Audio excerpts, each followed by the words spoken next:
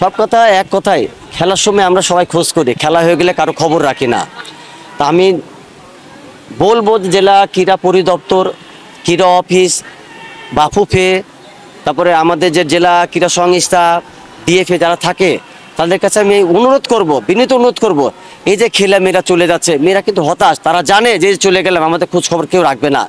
আমি সবার কাছে বিনীতভাবে অনুরোধ করব, এই মেয়েগুলোর খোঁজ খবর রাখবেন এবং এরা একসময় আপনাদেরই জেলা, বিভাগ এবং দেশের হয়ে প্রতিনিধিত্ব করবে। সেই বিষয়টা আপনাদের পুরো ছেড়ে দিলাম।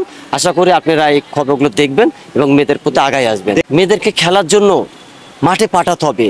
এখন যে অবস্থা হচ্ছে, এখন মেয়েদেরকে বাবা মা বাড়ি থেকে বের হতে দিচ্ছে না।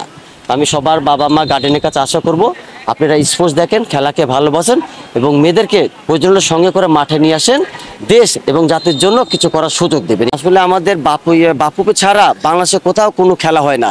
বেশ কিছু খেলা হয়তো উত্তরবঙ্গে, রাজশাহীতে মহিলা ফুটবল, প্রীতি ফুটবল ম্যাচ, যেটা ওটা টিকিট সিস্টেম হইতো। আসলে ওটা তো নিশ্চয়তার খেলা না, ওটা কোনো সিকিউরিটি নাই, ওইসব খেলাগুলো বন্ধ হয়ে গেছে।